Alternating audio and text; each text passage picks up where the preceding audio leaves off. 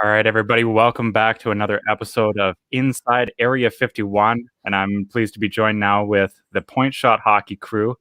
Malcolm, Bill, how are you guys doing today? Pretty good. Pretty good. Thanks for having us on. Excited to get started. Right on. Yeah, I did miss the game today, the Islanders Tampa game, but looking at the box score, it looks like it was pretty much all Islanders.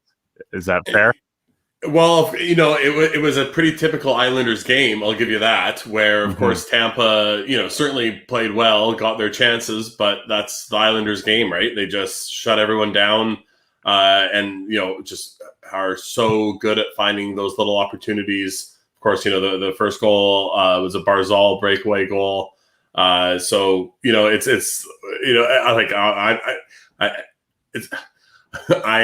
I'm cheering for the Islanders, which is, hard for me to say because again, of these four teams, who is there that anyone actually wants to win? So it's definitely less of four evils in my opinion, at least the Barry Trotz thing. And then I think too, if the Islanders win, it'll be extra fuel to stick in Leafs fans' face with them, of course, Lamoriello and that kind of model, and how much more success they've had, the Islanders, since that time than the Leafs. And of course, I may have some money on the Islanders, and that may factor too.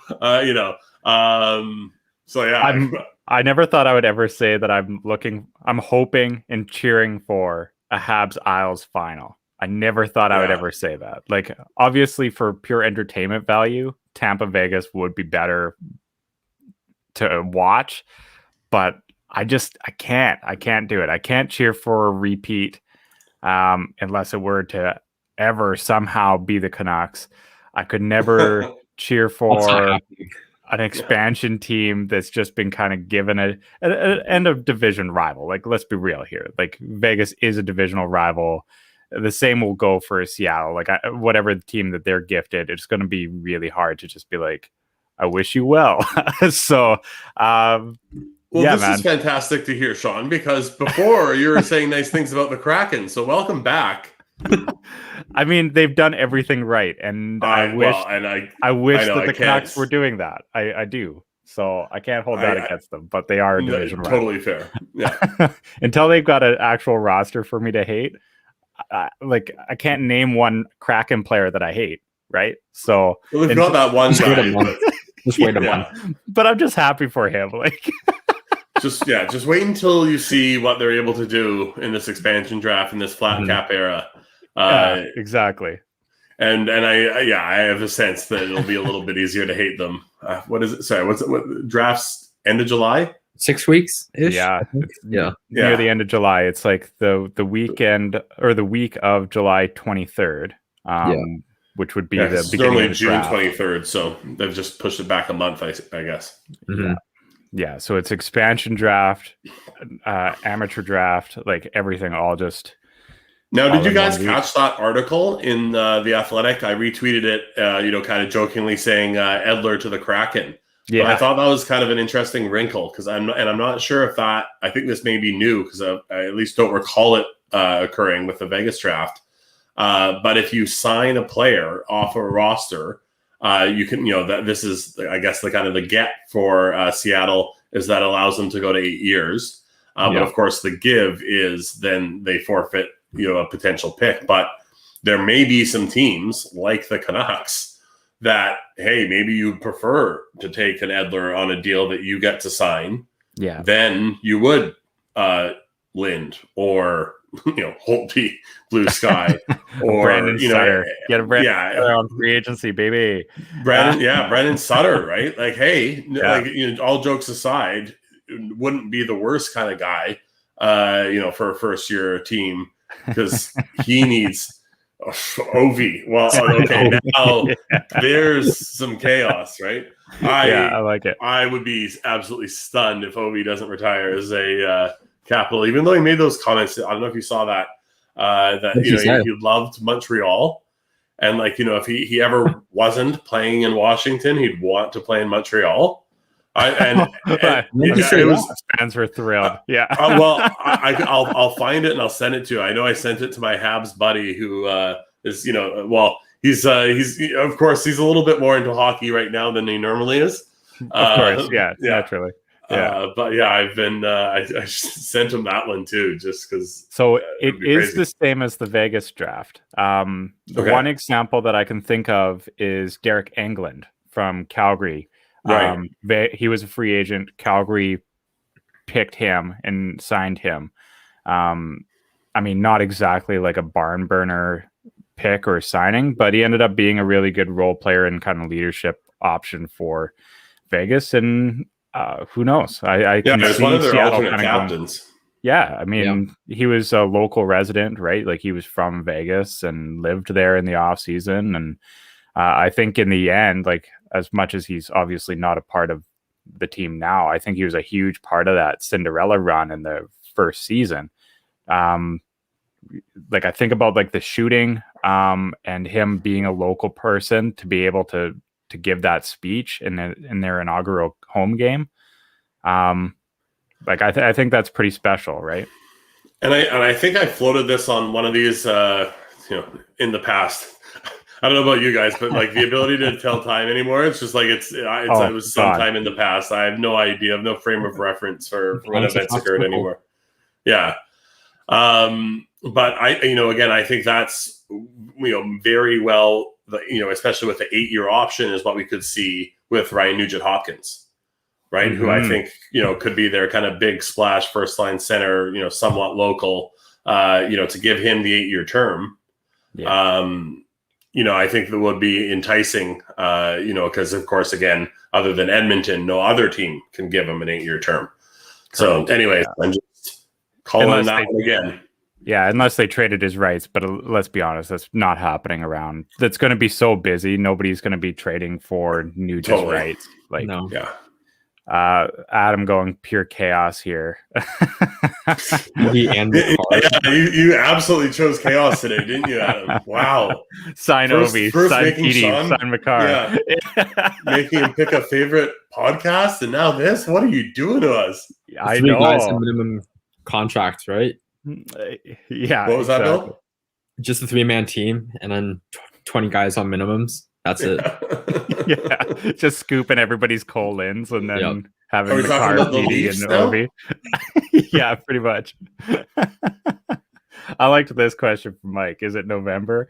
Yeah, we're wanting it to be, but I need to see, as a Canuck fan, I need to see a lot of things happen Well, before I'm excited about I was November. gonna say it's kind of sad, but I like the off season. I enjoy just as much because I love the off season. These, yeah, exactly. Full of I of promise. course love the larger picture than the incremental games, which I'm sure comes as no surprise to anyone. So this is when so many of those like larger things happen. So yeah, I can wait until November, especially weather wise too.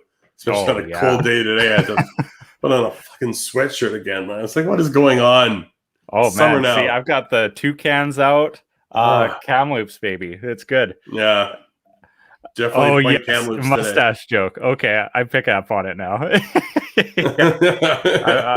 Got the lip curtain happening. Yeah. Explain yourself, justify yourself, defend yourself, Sean. I don't know. Yeah. Do we want to talk about the mustache? Okay, well, I'll address the mustache for sure. So, I'll address the elephant on my face. yeah.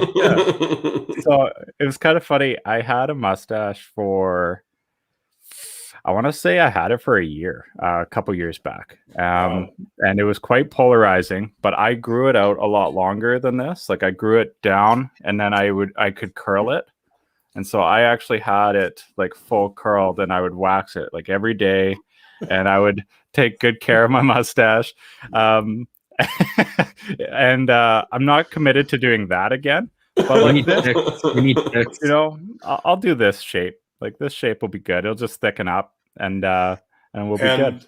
And the wife, how does she feel? Okay, so you know what's so funny about this? Because I ask everybody what they think, right? Like, what do you think of the mustache? And then I get very polarizing opinions on it. I either get I love it or they want to rip this thing right off my face, right? My wife couldn't care less. Huh. And I'm like, this is the one opinion that actually matters to me. Like, if you don't like it, I will actually get rid of it. If you do like it, I'll keep it. She really loves you for you, Sean. She's like, I don't care. And I was like, all right, well, I guess it's coming back. Woo! Yeah, let's go. Yeah. If you keep doing this, I bet maybe she starts having an opinion again, though. Yeah. I'll be honest, it's really hard to take care of. Like, mad respect to people that curl their mustaches. Drinking is a challenge. Anything's a challenge. And it'll start like drooping down, and you've got to constantly, like, I had to have my wax like in my back pocket, and I'd always like, it was a lot of work, man. It was a full commitment. That is a lot of work for sure. I wasn't ready for that much work. Yeah, I definitely push back to the people who are like, "Oh, are you just lazy and that's why you have a beard?" I'm like, no. Having a beard is absolutely more work than being clean shaven. Totally. That is easy. Just knocking it off. It's very simple. Well, at least you guys can grow one, so I can't. I've got nothing. Nah, is that you've grown your playoff beard? I've got nothing. Yeah. No, you can't grow it. I only get I get a bald spot, but it's like right here on my neck. So then like if I grow a beard, I just shave my neck and nobody can see my bald spot, and then I'm fine. Or I grow a mustache, and then it's deal with it completely. No, just go a little bit higher. Yeah, you just keep going. You get carried away with it. Yeah. No, I'm glad somebody asked because we needed to address it. Yeah, I felt like it needed to happen, but there's really what kind of segue is there to address the mustache? Yeah, that's the way to do it. Thank you, Mike. Yeah. Okay, we do have a question here before we get into all the other ones that were posted on Twitter. This is another from Mike here. Is Edler coming back? If so, what's that contract look like? I do think he's coming back. Do I want him back? Okay. No, not necessarily, but I do think he's coming back. Why do you think he's coming back? Because I think he has the call, right? Like, they're not going to tell Edler, you're not coming back. They're going to wait for Edler to decide to hang him up, or that's really it. No more than 2 mil, though. Like, that's... I agree. Like, 2 mil would be my absolute max. Yeah. I'd be trying to push really hard for like a 1.5. Mm-hmm. Given our cap constraints and our needs and the players that we have theoretically that, we want to give opportunities to, namely Jack Rathbone and of course Olio Levy on that left side behind Quinn Hughes, I don't see a spot for him. And unfortunately, I don't think we are in a situation that we can, do good by Edler and give him more than he's worth, or a spot that he, and stifle, young kids' developments that are more important to our franchise at this point than Alex Edler. It would be, I don't know. In a way, as a Canucks fan, you kind of go, yeah, I guess it would be nice for him to retire as a Canuck. But it's unfortunately that's so rare these days that a player plays on one franchise their whole career, because they just franchises ebb and flow and players ebb and flow. Especially of Alex Edler's caliber. Like I'll jump in and I mean absolutely no disrespect to Alex Edler. I think that he is and has been the best defenseman in our franchise's history. I think that's actually an indictment on the franchise, not so much a compliment to him. I really like Edler. I think he's the ultimate pro. He stuck it out through some brutal years here. But to me, players that start their career and end their career in one place are generally elite caliber players like the Sedins. And to think Alex Edler is in that same conversation doesn't make a lot of sense to me. At what point has he ever been like a top 20 defenseman, top 25, top 30 defenseman in the league? Has he ever? I don't think so. Has he been maybe a top 50? Maybe for 1 year, 2 years, maybe. Right?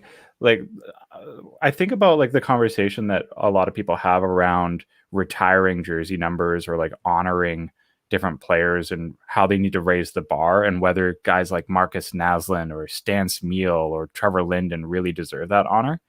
How is Alex Edler anywhere near that conversation?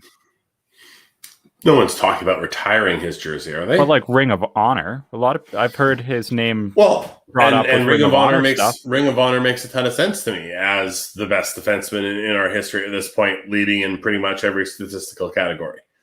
So of the people who, to me, again, I like the Ring of Honor, because I think, as everyone's learned recently, I have a thing about numbers. Yeah. So to me, again, that bar for jersey retirement should be extremely, extremely high. It would be too weird to ever see another player wear number 10 as a Vancouver Canuck. When S.A. Tikkanen wore it, or at the end there, Ryan Johnson. It did not feel right. When they, number 10 on the Vancouver Canuck, you're like, who? That's not. It was seeing Goddard in 96. No, you're not. Yeah. Yeah. Yeah. I understand Bure wore 2 numbers and 10 primarily, but it was still weird to see Goddard in 96. And of course, I learned fairly recently that Bure always wanted number 96, but Quinn was one of those guys too who said no. He's a number guy. Yeah, he's no, that's too high. We don't want that. No flashy numbers like that. What's up with that anyways? What's so bad about high numbers? I love random numbers. I love it. Well, and he became a Canadian citizen in 96. So that was part of the reason that he liked 96. But again, it was a weird one. And again, as I kind of said, if you have a good reason behind your jersey number, I'm all for it. But imagine if you're Wayne, if Wayne Gretzky was never allowed to wear 99. Yeah. If his coach was nope, too high. You can't get any higher than 99, right? So he was forced to wear 6. Yeah, again, and he wanted to wear 9, but couldn't. For how? Yeah. So again, it wasn't his first choice either. So I think and he's coming in and they're like, yeah, he came in. People were expecting some decent things from a young Wayne Gretzky. He's okay. Yeah. Yeah. So for marketing purposes and everything like that, that's what it is. But when you put one of those big numbers on your back, to me, you are putting a spotlight on yourself, and you need to live up to that. And the 90s, again, flashier. maybe, yeah, exactly. Maybe it's, the Fedorov and because a lot of it happened too. A lot of guys wanted to wear 19 and couldn't because someone else was wearing 19. So they flipped the digits around to 91. Yeah. So we saw anyways, with like Sakic with Team Canada wearing 91 for a bit, and we saw lots of 19s become 91s. Or just Fedorov, I hope because of course Yzerman. Yeah, for sure. I do hope before we switch gears to this next question here, I hope Podkolzin wears 92. I do hope that'd be sick. I think it would be really cool because that's one of his two that he uses. Okay. What's the other one he uses? I think I want to say. I think it's 19. Actually, I think it's 19. I do. Yeah. Which of course he couldn't wear. So yeah, I think 92. And of course maybe I'm thinking Landeskog too, but 92, there's like power forward numbers too, and 92 qualifies as a power forward number. 44 with Bertuzzi, 27. Like there's just certain power forward numbers too, and to me 92 hits that. I don't know why, but there's certain numbers that appear wider to me. Like 44 is a wide number, right? If that makes sense. Yeah. And I think you have to have the frame to accommodate a wide number. So Todd Bertuzzi being as big and large as he was suited 44. Like I couldn't imagine, say, I don't know, Pettersson wearing 44. Like it would look like he was starting to wrap around it. It'd be too big for him in my mind. Yeah, so the zero slims the number out. Yeah, it skinnies it up a bit. Okay, Josh, can you guys chat about how the Canucks are not going to be able to do anything this offseason? We'll try to keep this really, really short because we do have a lot of other questions and I want to get into a show and share as well. It's going to be really tough. I think, I don't know about you guys. I listen to the Vancast and pretty much every podcast that I can get a hold of. But Thomas Drance has been ringing this bell for a while that the Canucks need to take their medicine. And I couldn't agree more, to be honest. It's going to be a year where they've got to kind of step back a little bit and they've got to adjust things so that when they do have the cap space next year, they actually still do have that cap space and they can do something with it. So I don't know your guys' thoughts, but I got distracted by this. I absolutely agree with you, but that's not what's going to happen. No, it won't happen. But that's what needs to happen. 100% agreement. And, we can, you're absolutely right. I'm sure Bill agrees. And we could just say, yep, and move on. But I also think the problem is we're not actually addressing the issue here because we know Francesco's not going to sit around and eat the medicine. Benning's not going to sit around and eat the medicine because if he does, there's no way they could possibly bring him back for a 9th year if he shits the bed and doesn't produce a playoff team. There's just literally no way that can possibly happen. So I just don't see a way in which we're not aggressive. And the thing that scares me, and of course the thing that I'm hoping that Transfer's wrong about, is how expensive some of it's going to cost to get out of some of these pieces. And I know he's talked about real dollars. I'm not saying obviously that he's exactly not brought up good points to bring those up, but I think, and I'm hoping, just because there's also the other consequence of this is the cap is being increased by $81 million this year, right? Because there's a 32nd franchise, so there is more money that's going to be able to go around. So I think that these deals will not be as difficult, and of course I think and hope all these other GMs are going to be smarter this time around after, having their medicine fed to them the first time, and be able to work out some side deals and things like that are not just all feeding, everything to Seattle. I'm not as optimistic, to be honest. I don't think we're talking NHL general managers with most of them having high school degrees. I honestly don't think there's people that are learning their lesson from Vegas.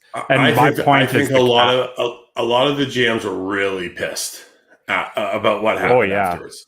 So with the flat cap, I don't think they really have a choice. Like, how many of teams really well, genuinely have a choice? I'm not saying they won't make deals with Vegas. I'm just saying there. Oh, yeah. I suspect we will see, Canucks, Carolina deal where, for some, well, we know the reason is because McPhee went to them and said, if you make a deal with someone else, then we're, not going to make a deal with you, right?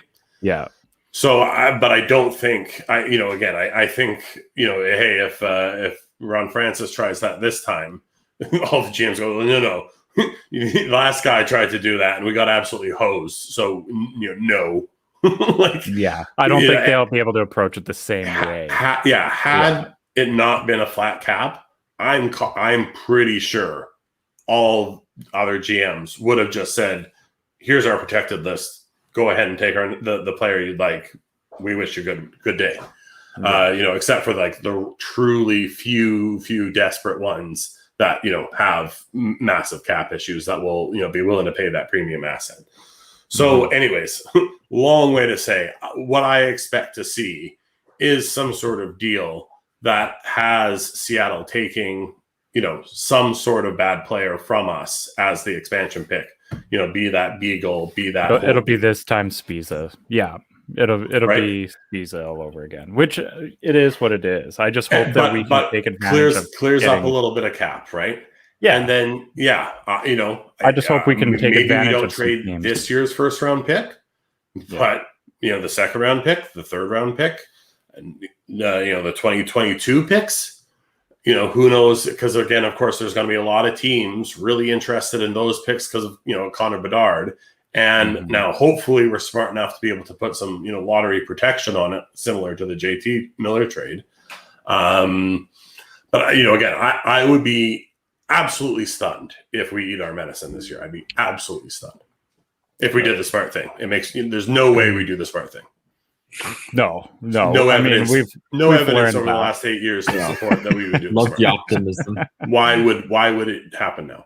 We identify the smart thing to do. They do the total opposite. If backfires, and then it's hindsight to look back and say that didn't work. Okay, here's a question from Thomas here. With Brad Shaw coming in, would it be smart to leave the defense side alone to see what's what? Like, I do like that to some degree. Like, I like it with Nate Schmidt, for example. Like, I think if we were to trade Nate Schmidt now, we're trading low. And I think that there's a lot more to get out of Nate Schmidt. I actually even really liked his quotes on what he wanted to do and how to approach Tyler Myers. So, like, to me, those guys are fairly immovable anyways. What did he say about him?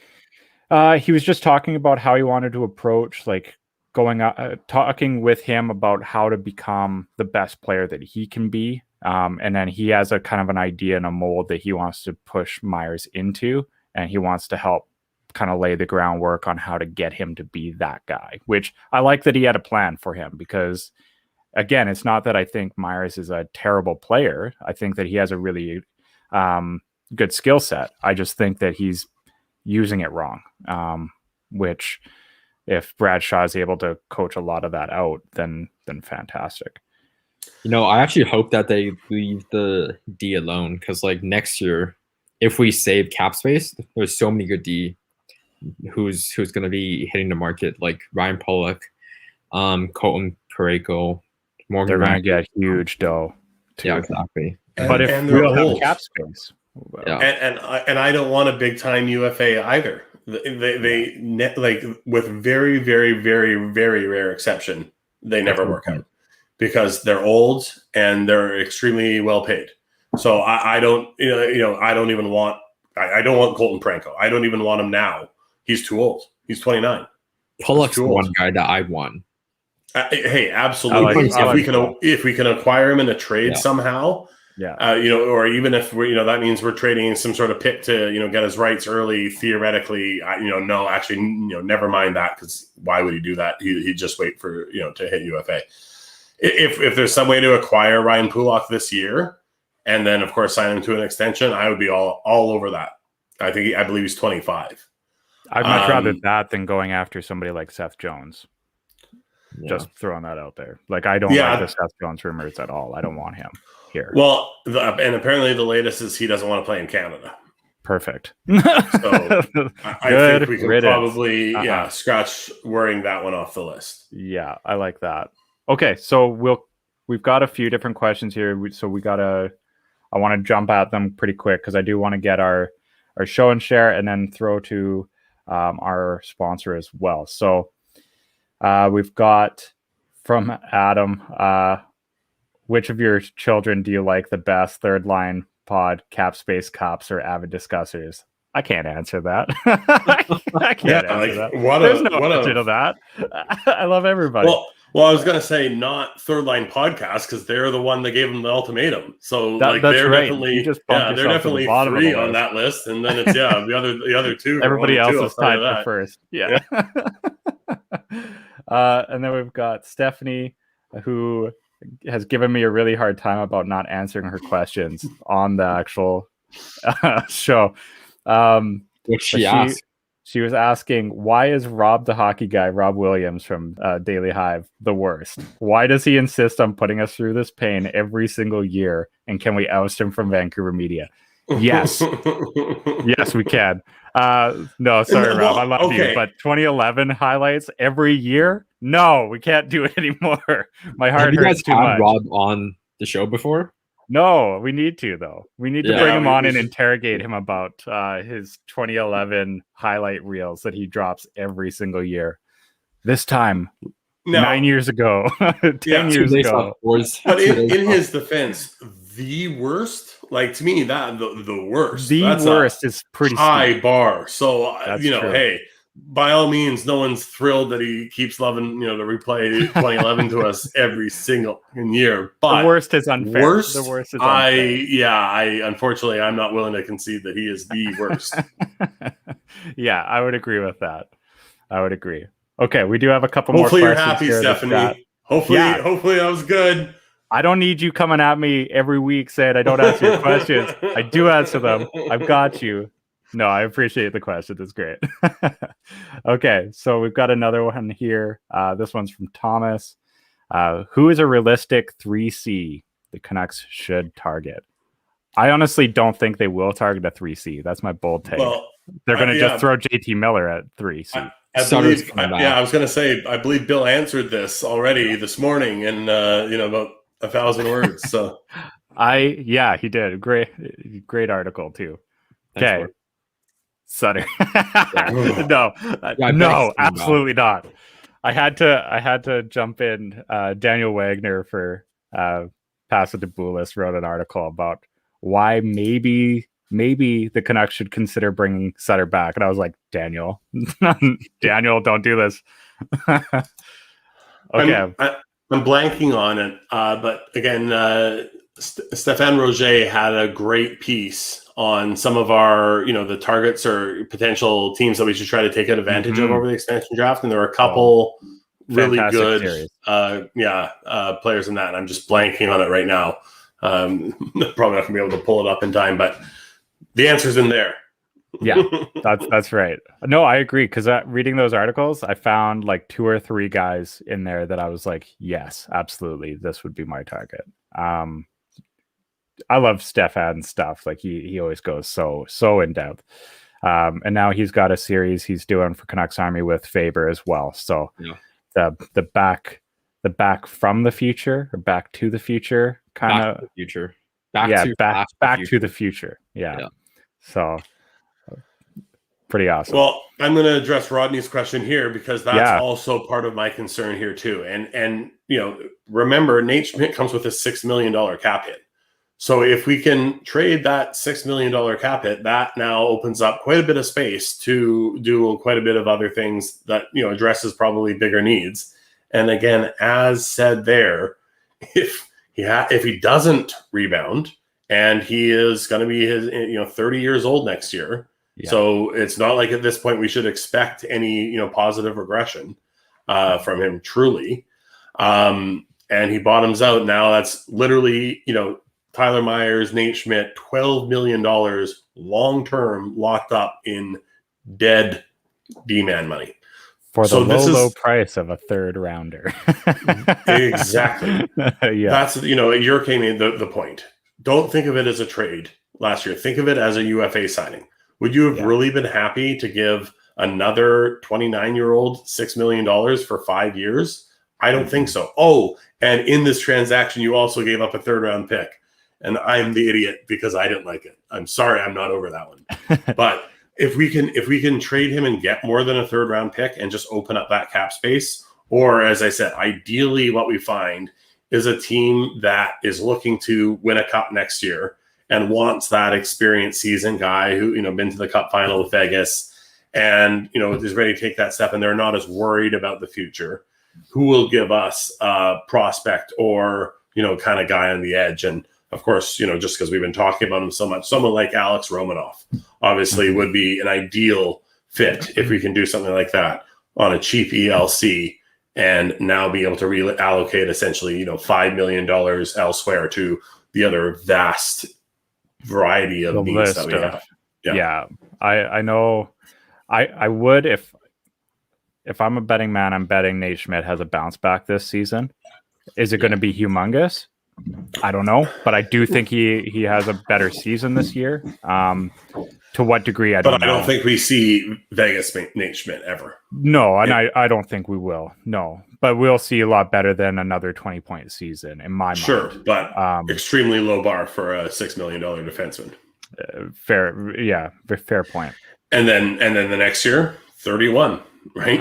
I know it just keeps getting worse. I know right? I can keep counting, and it's not all that impressive, but it's not What's a good contract. What's after 31? Yeah, 32.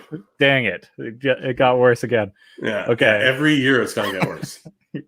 Jordan Martinook.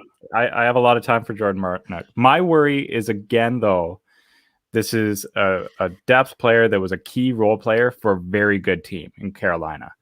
I would worry, as much as he's not an older player, like he was what, 27, 28. He's up 28. there. 28. Oh, okay. He's 28. I wouldn't, because I don't know. I get Beagle vibes from it because it's another depth player that played on a very, very good team. And yes, a key role player, played very well, would certainly fill a need here, but we need to find a Jordan Martinook that's like 21 years old and is bouncing around for cheap. That's my. I'll throw out another name there, Sam Steele in Anaheim, because we're looking for that third line center.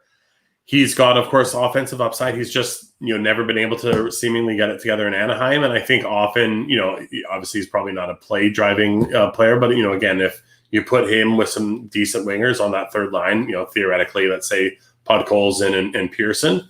That's a pretty impressive third line, and that may have some potential there. He's pending RFA, obviously won't come at a big raise next year. Jordan Martinook again, of course. I just if we're gonna do this, I don't want to. We might as well do it right. And of course, again, unless I'm mistaken, Martinook plays wing. I think he could play either center or right wing, if I'm not mistaken. But I think he could play all three positions. All three. Okay. Best on the wing. So yeah. So then we're in the same boat, anyways. Where Miller's a winger in my mind. He's probably going to be used as a center, which in my mind, again, he shouldn't. Yeah. Okay. Good point here by Thomas on Nate Schmidt. He did have atrocious luck, and I think. I think about Stetcher the year before, just having atrocious luck. Sometimes things just don't go your way, and it just didn't seem to go his way. I do expect a better season from Nate Schmidt. Better for sure. Ray Hat, why is it Miller at number 3C and not Horvat? He's the one Green consistently line matches other teams' top players. I agree that's how he has been using him, but in my mind, he's actually using Horvat wrong.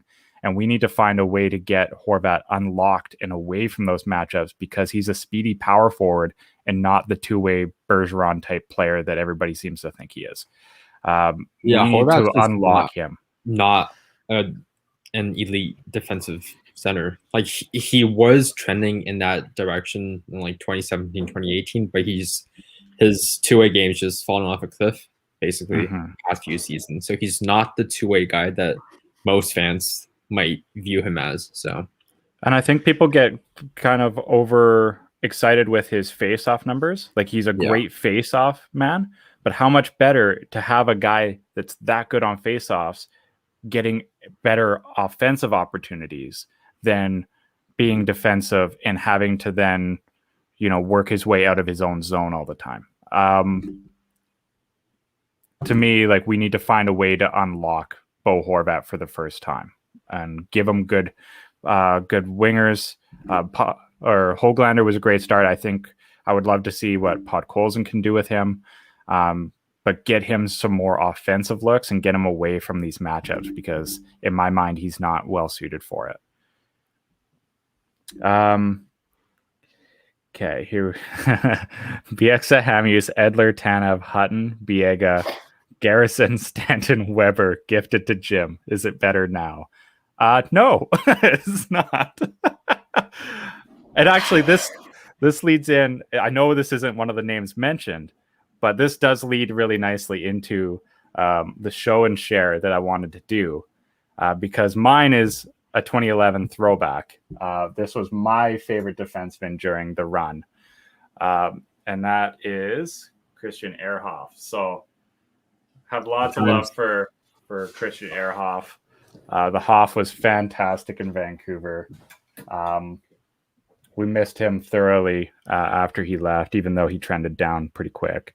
yeah, But what a steal from San Jose for Patrick White. Yeah, Patrick White and third, I think, or fourth.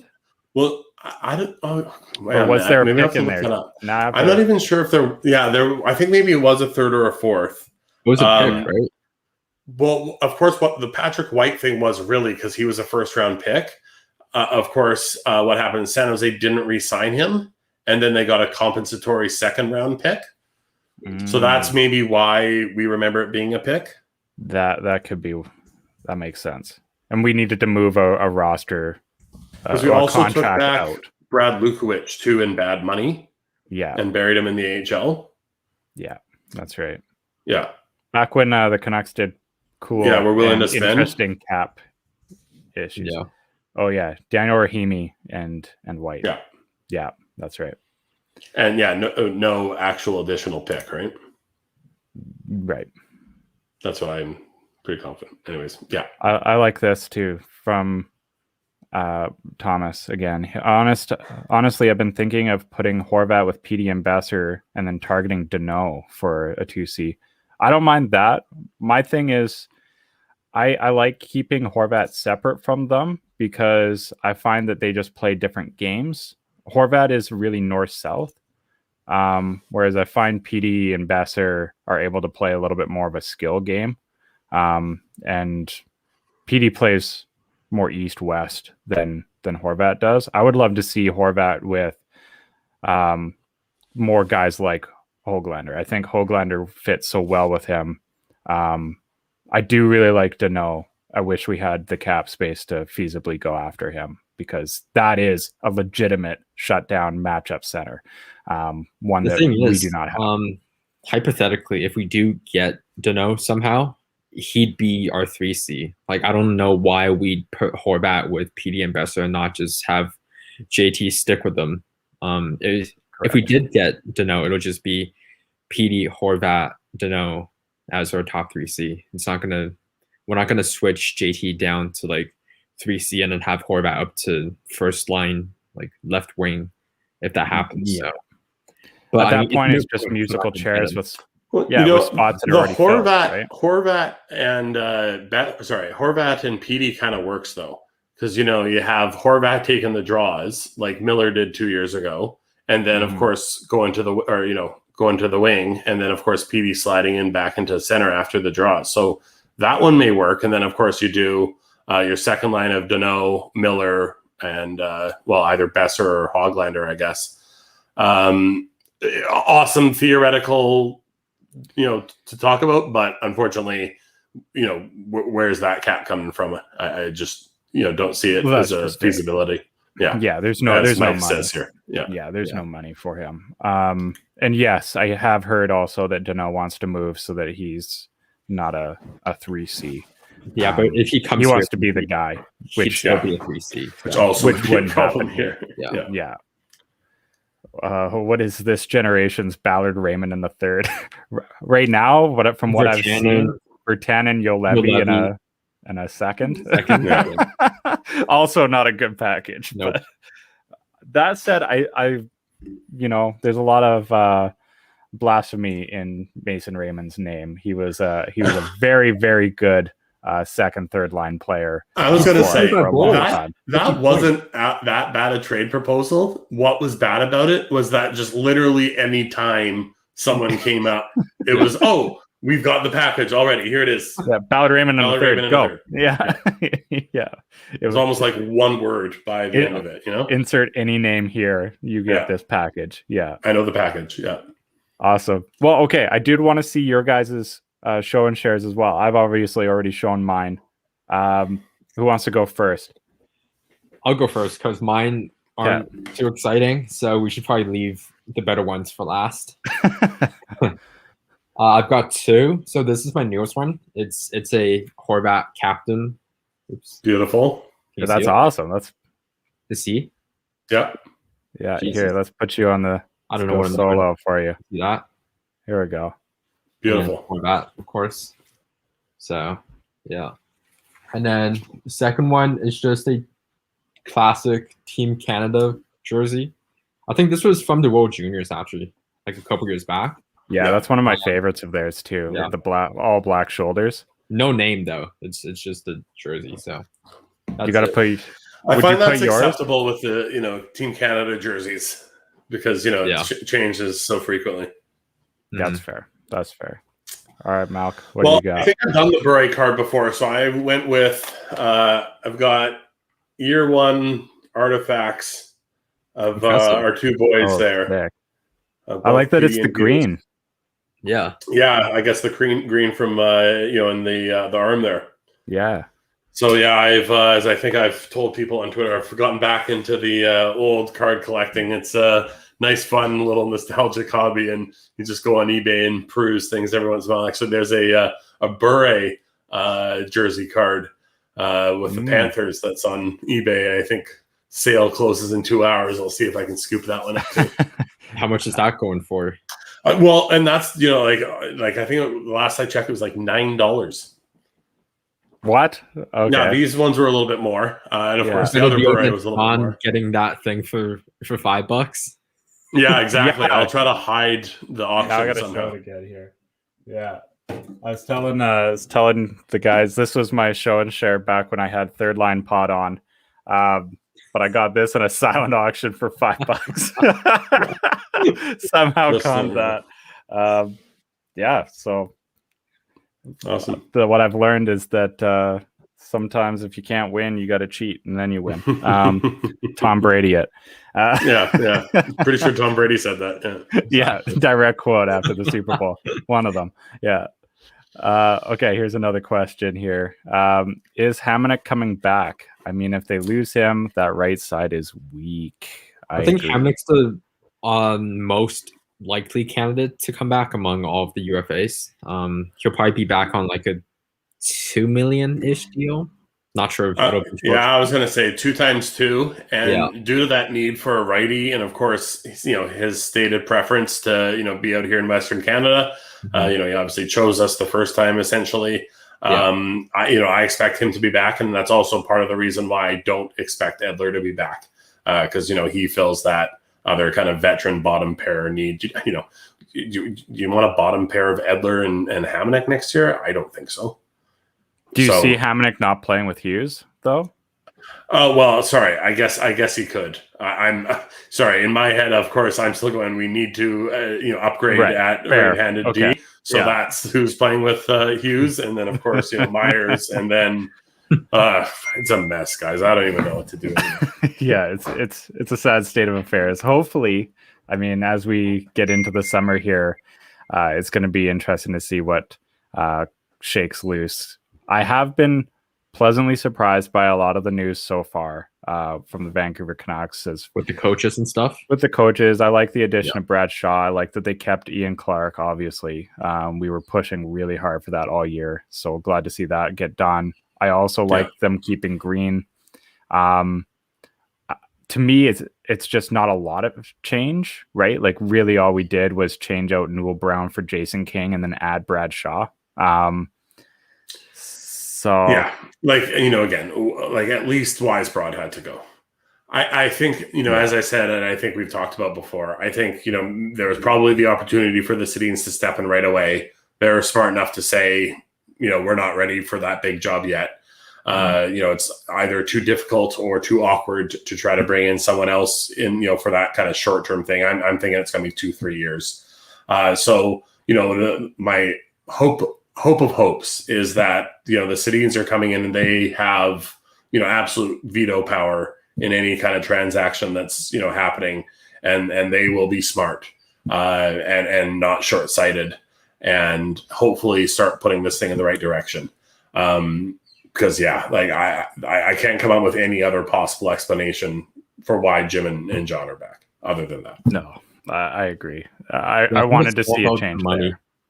there. It's just about the money, because I don't think it is. Like when Rachel told us it was, barely over $1 million a year that Jim's making, and John's making half of that.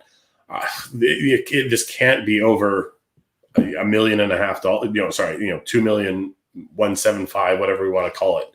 There's just no way that it's the contract amount of money. I don't know. No, sorry, that's what I mean. That's the money on their contract, right? And then they would have to then pay whoever comes in and replaces too. But again, like that's not.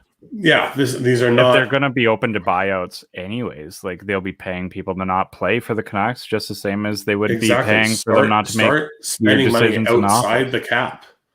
Yeah, exactly. Stop spending money inside the cap. You're bad at spending money inside the cap. Yeah, we want you to spend money, but we wanted you to spend it in the right places so that where we can.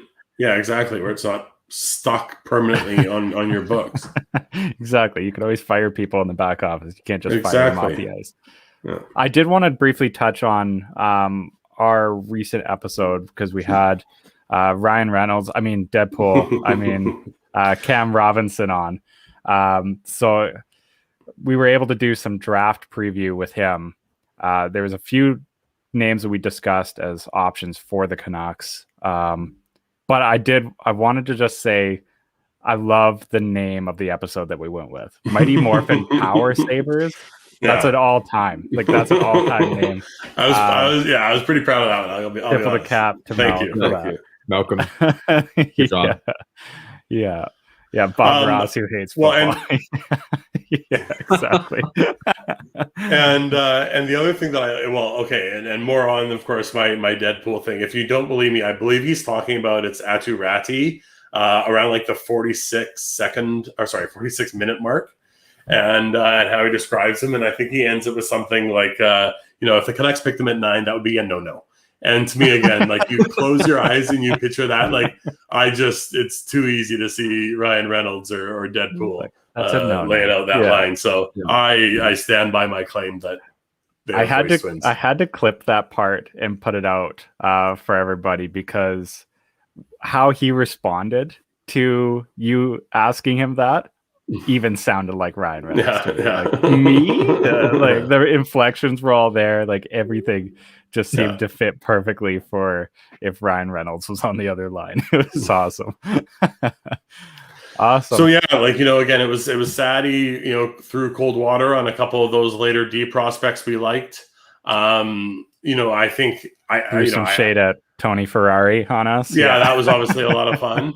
And I think, again, I don't know about you, but I obviously left that going. Like I really want Mason McTavish. So, that kind of power forward, where we've kind of been describing, that need for a third line center. And of course, again, he doesn't come in next year, of course, but maybe in 2 years, he could be that ideal third line center for us. Yeah, I like Mason McTavish too. And it left me just as conflicted on Kent Johnson as we started. And I think that's just because he's such an anomaly, he's such a mystery box, right? Like you either get somebody very high skilled, high end, or you get somebody who's probably not even going to play an NHL game. And that's too risky for where the Canucks are right now. I like those type of picks, right? But it is too risky. Like you make that kind of pick when you have another pick in the first round, right? Like when well, of course we were roasting New Jersey for doing it, but the Shane or Makhmadulin pick, that was their third pick of the first round. So when you have 3 picks in the first round, you can take a swing. But when it's you've just traded last year's first round pick and second round pick, the cupboard's pretty bare of prospects. Unfortunately, you got to go with someone with a bit higher of a ceiling, a bit higher of a floor. Yeah, I do think McTavish is gone, but I'm not sure if Cam mentioned this, but he also said that Johnson afterwards to me, when I asked him, he said that Johnson seems more like a winger and not a center. So that's huge for a team that needs a 3C. So. Yeah, he's definitely more of a winger for sure. He's a left wing. Yeah, exactly. If you like them both the same, you pick the center over the winger 10 times out of 10. Mm-hmm. Yeah, you would need him to be, and this is what Cam was saying, like a second line left wing, and that's it's such a small chance opening, right? Like it's like you have one roster spot that he would be able to thrive in, and he would have to fill the need for that roster spot, or else it doesn't seem to work. I would even go as far to say he could probably do a third line left wing if you turned it into a scoring line. But again, you would need him to really pan out and be pretty much a legitimate second line winger. Okay, we'll do this one as our last one here. Should the Canucks select Robert Orr just for the jersey sales? No, absolutely not. Why not? No, I can't. In what round? Yeah. See, I can't in good conscience have the name of a Boston Bruins great selected as like a jersey sale thing. If there was like randomly a Trevor Linden in the draft, sure. Well, I guess Adam's. Should Boston select Robert Orr just for jersey sales? Yes, absolutely. That's a better question. Yep. Yes. Mm-hmm. Awesome, guys. Well, I did want, before we close out here, give a shout out to our presenting sponsors at Bench Clears. If you go to benchclears.com, you can use promo code Area51 Sent Me to get 10% off on your order there. They have, of course, the classic air mesh style tanks and shorts that are all officially NHL licensed and registered, so you can represent your team even in the heat. I've got my Toucan shirt on. Malcolm looking a little bit more bundled up, but the heat will come and he'll be able to represent with some tank tops there. But Josh, am I allowed to ask a question about Leafs prospects yet? No. Remember where I told you to keep your questions? Bring them, but keep them in your back pocket and keep them to yourself. Awesome. Thanks, guys, for coming on. If you haven't, you can go and listen to the episode Mighty Morphin Power Sabers, episode 20, with Cam Robinson joining us to do some draft preview. Thanks, guys, for joining me here, and have a great rest of your week. Yeah. Thanks for listening. Allow me to introduce High Stick Vodka, a new way to celebrate victory. Gather around the glass with an award-winning, ultra-premium Canadian-made vodka. You probably won't listen when I say High Stick Vodka has a smooth, hard-hitting taste, or that it's developed in the birthplace of hockey. You won't listen when I say High Stick Vodka is a tribute to the game of hockey, or when I tell you it's distilled 4 times using Canada's purest mountain spring water to provide an authentic, remarkable flavor. But maybe you will listen when I say it comes in a f***ing hockey stick. Showcase your passion for hockey with our limited edition hand-blown hockey stick bottle. Whether you're celebrating victory or drinking to defeat, High Stick Vodka is better after every shot. Visit us at highstickvodka.com. It also comes in this regular bottle. Celebrate victory. Drink responsibly.